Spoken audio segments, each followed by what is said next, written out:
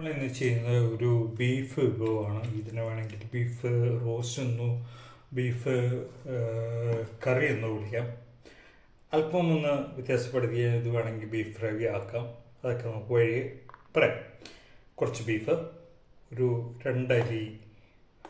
രണ്ടോ മൂന്നോ അരി വെളുത്തുള്ളി, ഒരു ചെറിയ കഷ്ണം ഇഞ്ചി,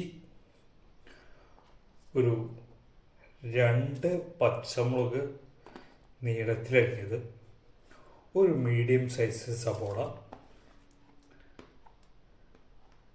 ഒരു 2-3 കഷ്ണം തക്കാളി, ഒരു 2-3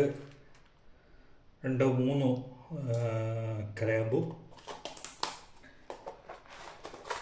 ഒരു 3 ഏലക്ക ഇടുന്ന സമയത്ത് ഒന്ന് തൊണ്ട് പൊളിച്ചിട്ട് ഇടാൻ ശ്രദ്ധിക്കുക. ഏതെങ്കിലും ഒരു സൈഡിൽ തൊണ്ട് പൊളിച്ചാൽ മതി. നിങ്ങളുടെ എല്ലാ ഭാഗത്തും തൊണ്ട് പൊളിച്ചിടണമെന്ന് നിർബന്ധമില്ല. ഏതെങ്കിലും ഒരു സൈഡിൽ തൊണ്ട് അല്പം ഒന്ന് പൊളിച്ചിട്ട് ഇടുക. അപ്പോൾ അതിൻ്റെ ആ മണവും എസൻസും ഒക്കെ ഒന്ന് കൂടുതൽ ഈ ബീഫിലേക്ക് പിടിക്കാൻ അത് സഹായിക്കും. 3 ഈ പറഞ്ഞ ഏലക്കായ കഴിഞ്ഞാൽ ഒരു കഷ്ണം പട്ട, ഒരു തക്കോലം അല്ലെങ്കിൽ നമ്മുടെ സ്റ്റാർ എന്നൊക്കെ വിളിക്കുന്ന ആ ഒരു സാധനം ഒരെണ്ണം അതിനകത്ത് ഇടും. ഇത്രയും കാര്യങ്ങൾ കഴിഞ്ഞ് കഴിഞ്ഞാൽ ഒരു സ്പൂണ് ഉപ്പ്,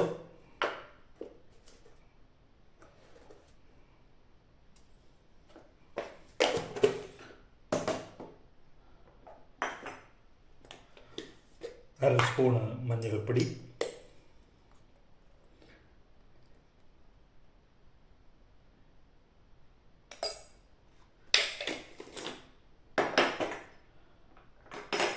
ഒരു 3 സ്പൂണ് മല്ലിപ്പൊടി,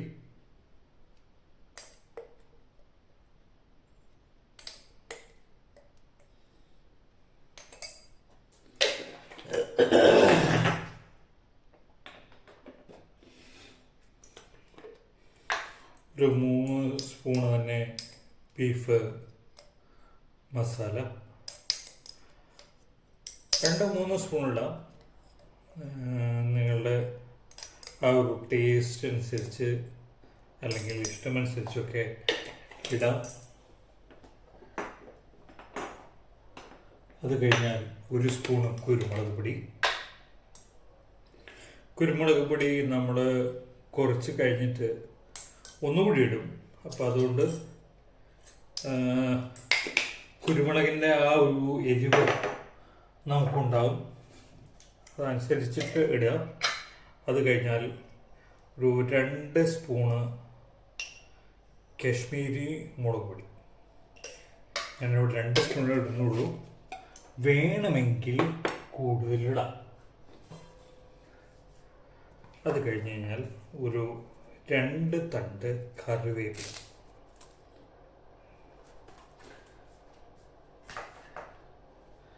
താല്പര്യമെങ്കിൽ മല്ലിയില ഇപ്പോൾ ഇടാം. അതല്ലെങ്കിൽ കുറച്ച് കഴിഞ്ഞിട്ട് നമുക്ക് കറിയുടെ ഒരു അവസാന ഘട്ടത്തിലൊക്കെ ഇടാം. ഇട്ടില്ലെങ്കിൽ കുഴപ്പമൊന്നുമില്ല. അത് കഴിഞ്ഞ് കഴിഞ്ഞാൽ ഒരു സ്പൂണ് നെയ്യ്. ഇത്രയും ഇൻഗ്രീഡിയൻസ് ആണ് നമുക്ക് ആദ്യം ആവശ്യമുള്ളത്. ഇത്രയും സാധനങ്ങൾ ചേർത്തതിന് ശേഷം ഇത് നന്നായിട്ട് കൈകൊണ്ട് മിക്സ് ചെയ്യും.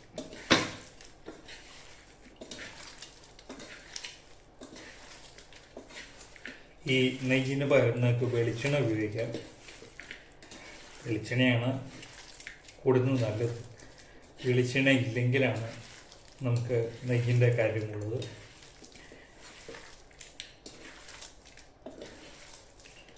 ഇത് നന്നായി ഇതായി കഴിഞ്ഞാൽ ഇതിൽ വെള്ളം ചേർക്കണമെന്നില്ല. ബീഫിൽ നിന്ന് തന്നെ വെള്ളം ഇറങ്ങിക്കോളും. പക്ഷെ നമ്മളിവിടെ അല്പം വെള്ളം ഒഴിക്കുന്നുണ്ട് കേട്ടോ.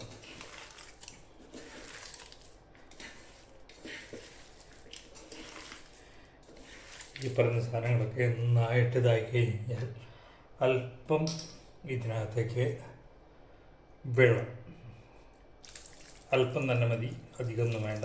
എല്ലാ ഭാഗത്തുനിന്ന് നനവ് എത്തിയാൽ മതി.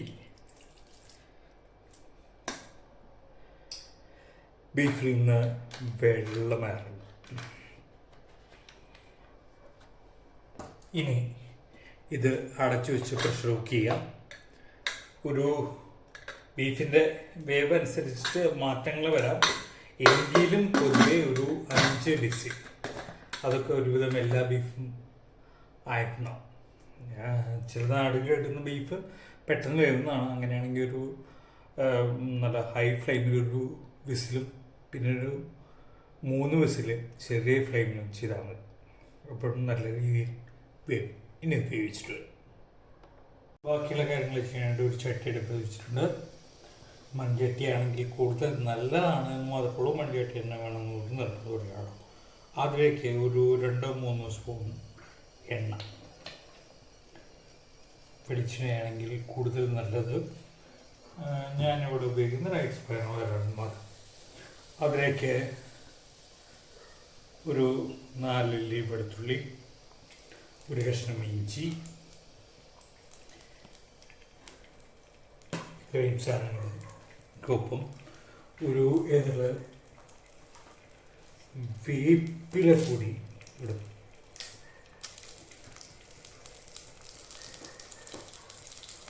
ഒരു 2 സെക്കൻഡ് നേരം ഒന്ന് ഇളക്കുക. അതിനുശേഷം ഒരു 3 വറ്റൽമുളക് നെടുകെ കീറിയത് 2ആയി ഭാഗത്തുള്ളത് ഇടുക. വീണ്ടും ഒന്ന് ഇളക്കുക. അതിലേക്ക് ഒരു 5 ചെറിയ ഉള്ളി ഇടുക. ചെറിയ ഉള്ളി തന്നെ വേണം, സവോള പറ്റില്ല. നമ്മൾ നേരത്തെ ബീഫ് കുക്ക് ചെയ്യുന്ന സമയത്ത് സവോള ഇട്ടിരുന്നു. അവിടെ നിന്നുള്ള ചെറിയ ഉള്ളി ഉപയോഗിക്കുകയാണെങ്കിൽ കുറച്ചുകൂടി നല്ലതാണ്. നിങ്ങൾ സവോള ഉപയോഗിക്കുന്നതിനേക്കാൾ നന്നായിരിക്കും ചെറിയ ഉള്ളി ഉപയോഗിക്കുക. ഇനി ചെറിയ ഉള്ളി ഒന്ന് മൂത്ത് വരണം. ഒരു ഗോൾഡൻ ബ്രൗൺ കളറിലേക്ക് വരണം. അത് ഇളക്കിക്കൊണ്ടിരിക്കുക.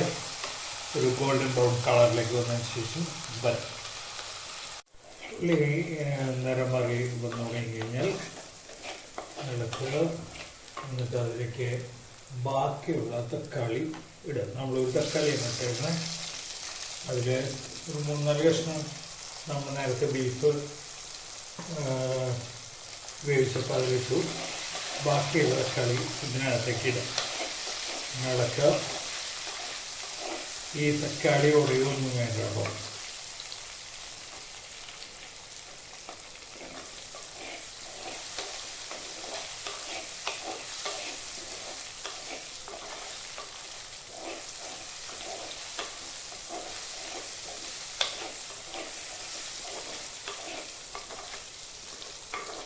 തക്കാളിയുടെ പുറത്തെ ഭാഗവും ഒന്ന് ചൂടായി ഇതായാൽ മതി.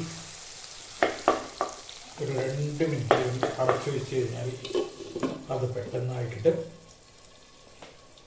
ആ 2 മിനിറ്റ് നമ്മൾ അടച്ചു വയ്ക്കും. തക്കാളി ഒന്നായി കഴിഞ്ഞ് കഴിഞ്ഞാൽ ഒന്ന് ഇളക്കുക. അപ്പോഴേക്കും ആ ഉള്ളി ശരിക്കും നല്ല ഗോൾഡൻ ബ്രൗൺ കളറിലേക്ക് വന്നിട്ടുണ്ടാവും. തക്കാളി ഉടഞ്ഞിട്ടൊന്നുമില്ല. ഈ ഒരു പൊസിഷനിൽ നമുക്ക് നേരത്തെ ഉണ്ടാക്കി വെച്ചിട്ടുള്ള ബീഫ് ചേർത്ത് ആ വെള്ളത്തോടു കൂടി തന്നെ ഞാൻ പറഞ്ഞിരുന്നു, ഈ ബീഫ് ഉണ്ടാക്കുന്ന സമയത്ത് വെള്ളം ബീഫിൽ നിന്ന് തന്നെ ഇറങ്ങിക്കൊള്ളുന്നു. ആ ബീഫിൻ്റെ വെള്ളത്തോടു കൂടി ഇതിനകത്തേക്കില്ല.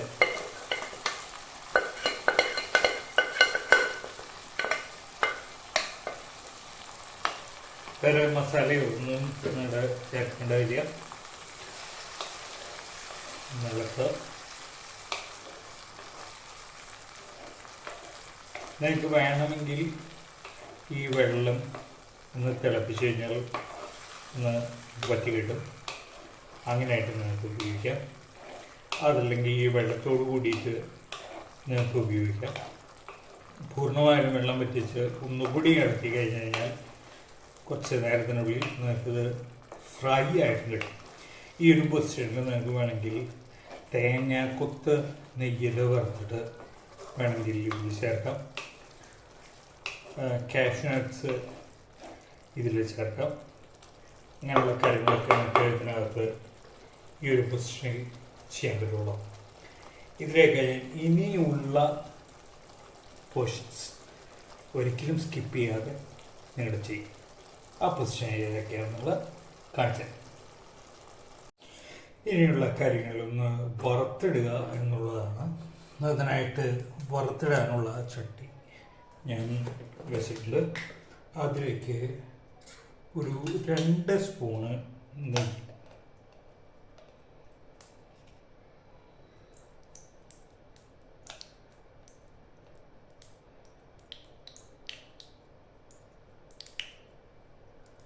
നെയ്യ്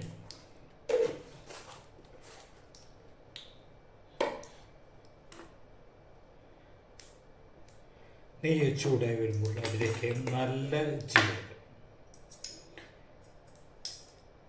1 സ്പൂണ് ഇട്ട് കൊടുക്കും. അത് ചൂടായി വരുമ്പോൾ ഒരു 3 പച്ചമുളക്,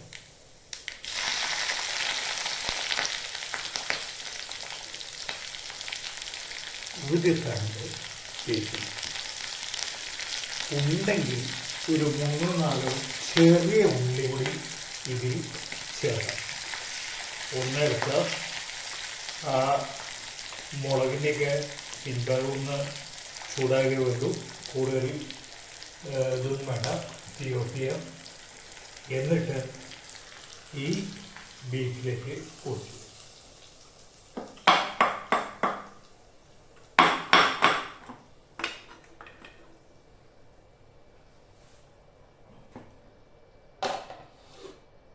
നന്നായിട്ട് ഇളക്കുക.